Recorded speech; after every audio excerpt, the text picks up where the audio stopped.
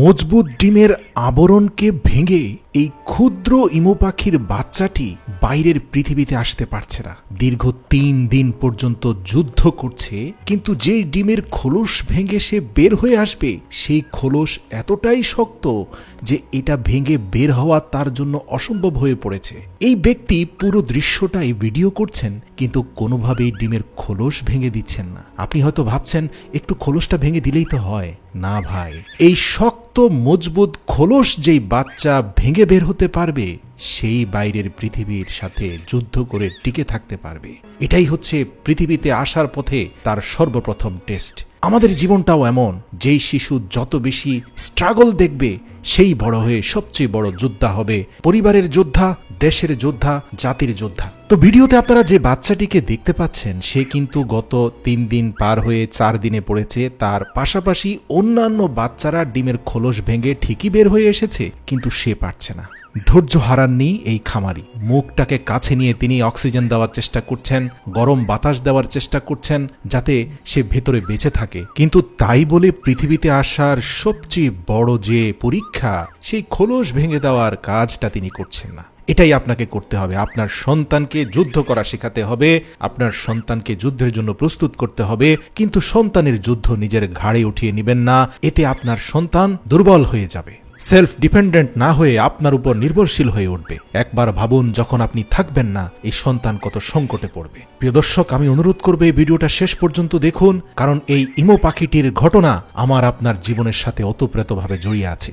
প্রিয় দর্শক, ৫ম দিনে পা দিয়েছে। ইতিমধ্যে ধারালো ডিমের খোলসের আঘাতে সে ক্ষতবিক্ষত হয়েছে, কিন্তু যুদ্ধ সে বন্ধ করেনি। সর্বশেষ ৬ষ্ঠ দিনে সে খোলসটা পরিপূর্ণরূপে ভাঙতে পেরেছে, কিন্তু ভারী খোলসের নিচে যে পাতলা শেলগুলো আছে সেই শেলটা তার শরীরে থাকা ভেজা পশমের সাথে আঠার মতো লেগে গিয়ে এই পাখিটাকে ভেতরে স্টাক করে ফেলেছে। ঠিক এই মুহূর্তে তার মালিক শুধুমাত্র যেই অংশটা তার মৃত্যুর কারণ হতে পারে সেই পাতলা আবরণটা তার শরীর থেকে আলতো করে সরিয়ে দিলেন। তারপরে শিশুটা ধীরে ধীরে বের হয়ে আসলো, কিন্তু অন্য পাখিগুলো ২ দিনে বের হলেও দীর্ঘ ৬ দিনের যুদ্ধে সে ইতিমধ্যে ক্ষতবিক্ষত হয়েছে। তার পায়ের গোড়ালিতে খুব ভারী ধরনের জখম হয়েছে, কিন্তু তাই বলে তাকে হারতে দেওয়া যাবে না। তাকে সাহায্য করা যাবে, কিন্তু তার যুদ্ধটা তাকেই লড়তে হবে। আপনারা দেখতে পাচ্ছেন তার পায়ের গোড়ালিতে ভারী আঘাতের কারণে সে স্বাভাবিকভাবে ২ পায়ের উপরে কোনোভাবেই দাঁড়াতে পারছে না, বরং শরীরটাকে ডানে বামে যতটুকু সম্ভব অগ্রসর হওয়ার ব্যর্থ চেষ্টা সে করে যাচ্ছে।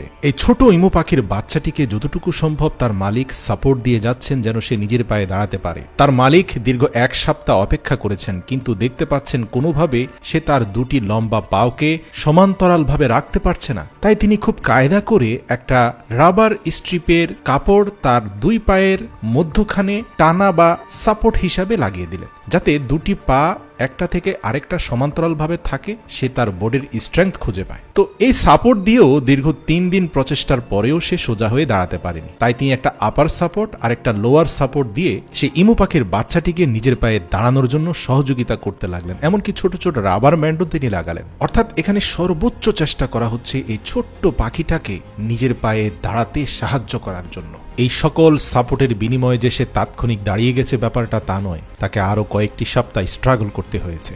দেখা যাচ্ছিল দীর্ঘ ৫ মিনিট ডানে বামে কাঁপাকাঁপি করে সে ২-১ বারের জন্য সোজা হয়ে দাঁড়াতে পেরেছে। সে পরবর্তী কয়েক সপ্তাহ ধারাবাহিক পরিশ্রম করার কারণে ধীরে ধীরে সে সফলভাবে এই সাপোর্টগুলোর বিনিময়ে দাঁড়াতে পেরেছে। কিছুটা দুর্বলতা এবং কাঁপাকাঁপি থাকলেও সে লম্বা রাস্তা সোজা হয়ে হাঁটতেও পেরেছে। এবার ইমু পাখির মালিক তার পায়ের নিম্নাংশের সাপোর্টটি খুলে দিলেন, কারণ তিনি চান এই পাখিটি কোনো সাপোর্ট ছাড়াই হাঁটতে শিখুক। কারণ আপনারা দেখতে পেয়েছেন টানা দীর্ঘ ১ মাস পরে ইমু পাখিটি সক্ষমভাবে হাঁটা শুরু করেছে এবং ইতিমধ্যে তার দলের অন্যান্য সদস্যদের সাথে সংযুক্ত হয়েছে।